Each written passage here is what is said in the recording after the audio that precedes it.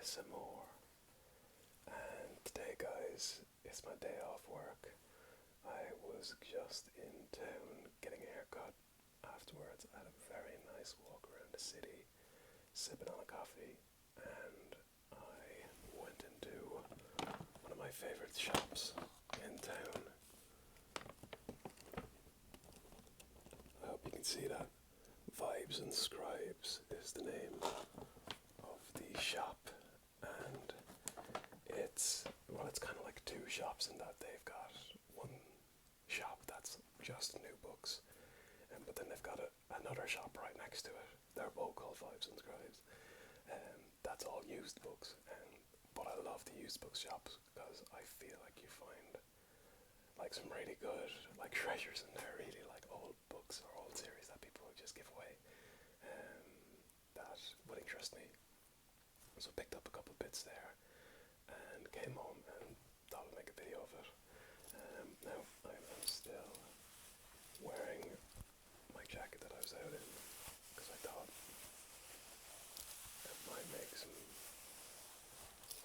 nice fabric noises just to try it out. Think about this jacket. It's got these loose buttons that really kind of jingle jangle when you're walking. It's not tied up, so people really know you're on the way. But yeah, let me know if that sounds nice otherwise. And also, if there's any Dark Souls 2 fans, let me know. People say Dark Souls 2 is the worst one. I'm not going to get into that right now, but I wholeheartedly disagree. So yeah, that's the fit. On to the books. So, I'm going to take this bag, and I'm actually going to put it on the ground, because that would be a little bit easier for me to work with. Okay, so the first two things I'm going to show you are both mangas that I picked up, and I feel like these kind of represent my kind of like split interests quite well. So, the first one we've got A Man and His Cat. Which, I mean, say no more.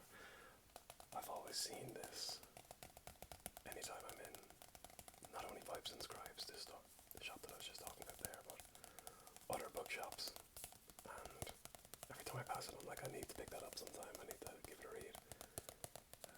Truth be told, I don't know anything about this series, but I saw it today at a reduced price, and I was like, oh, this is a pretty good opportunity for me to finally pick this up. So, A Man and His Cat by Umi Sakurai, I believe that's how it's pronounced. I mean, personally, I was just very drawn in by the illustration of the cat and the paws. Thought it looked very cute. And then I had a read off the back, and that's kind of what really made me want to buy it. So I'll go ahead and read it to you. A kitten languishes in a pet shop, unwanted and unloved. Even as his price drops with each passing day, no one spares him a glance, unless it's to call him names.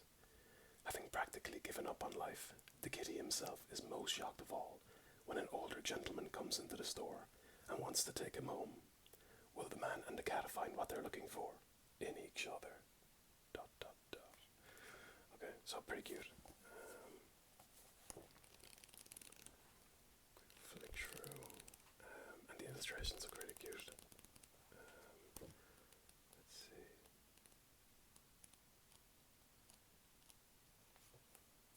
So, I mean, like...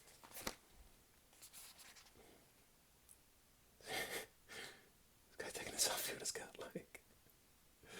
That's so cute. Yeah, so... Very pumped to read this. But as I said, the other manga I picked up then was Junji Ito, The Liminal Zone. If you watched, actually, it was my very first ASMR video that I made. I go through my bookshelf, and I've got an entire section on my bookshelf dedicated pretty much just to Junji Ito. Love his work, love his drawing style. His stories are always extremely kind of dark and twisted, but like really makes you want to like keep on reading. Like I'm a big fan of anything horror, and in particular, I kind of love that genre of like cosmic horror in particular, or the type of horror where it's something that you can't comprehend it. Do you know what I mean? It's not.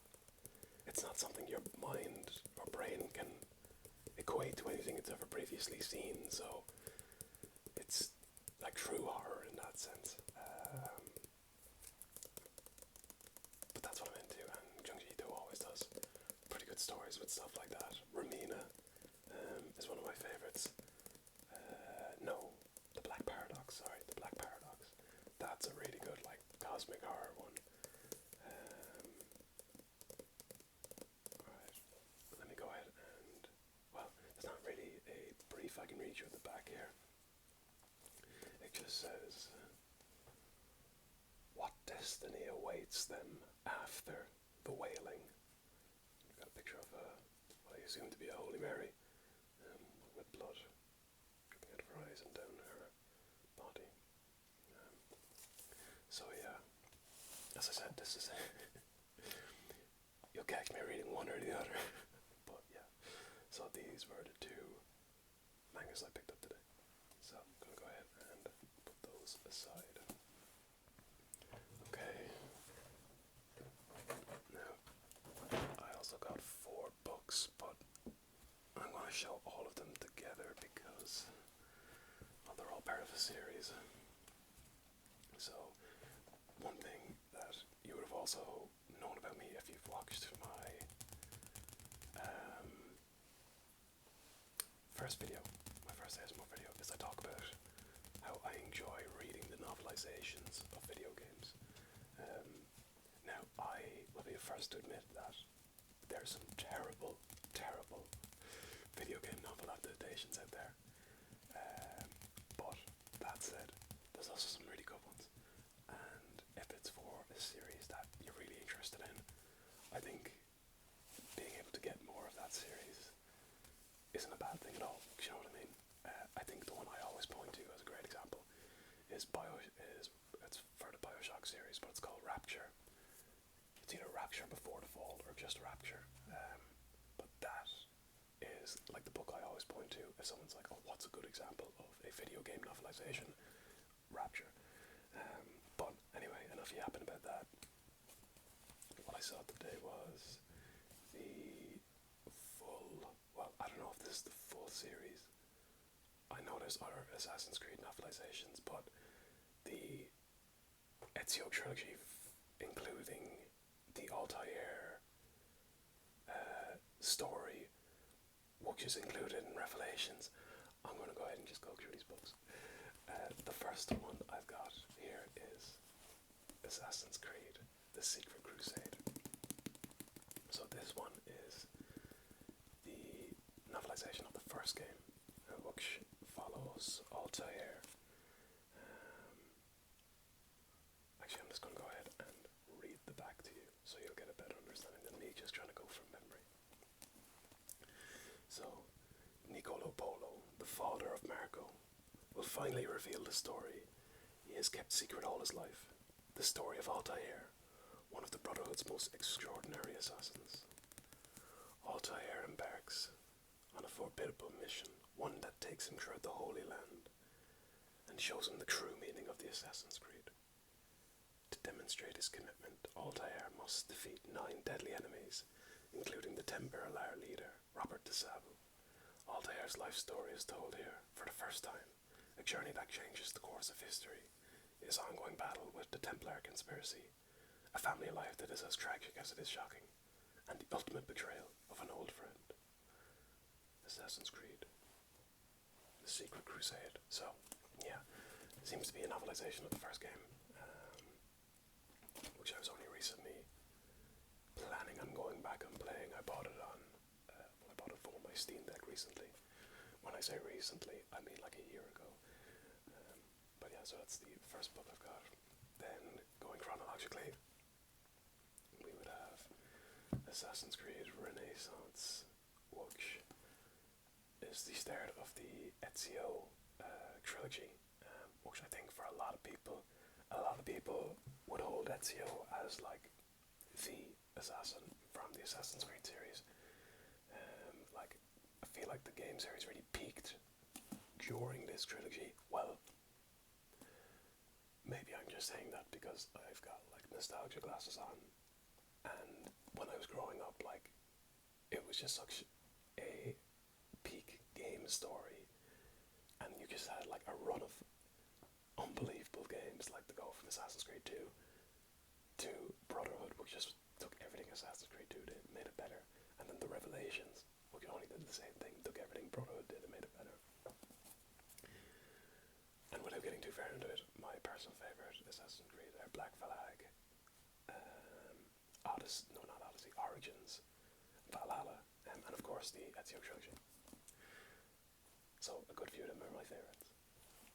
Anyway, Assassin's Creed Renaissance. On the back here we've got a quote at the top. It says, "I will seek vengeance upon those who betrayed my family. I am Ezio Auditore de Firenze. I am an assassin." Betrayed by the ruling families of Italy, a young man embarks upon an epic quest for revengeance. To eradicate corruption and restore his family's honour, he will learn the art of the assassin. Along the way, Ezio will call upon the wisdom of such great minds as Leonardo da Vinci and Niccolo Machiavelli, knowing that survival is bound to the skills by which he must live. To his allies, he will become a force of change, fighting for freedom and justice. To his enemies, he will become a threat dedicated to the destruction of the tyrants abusing the people of Italy. So begins an epic story of power, revenge, and conspiracy.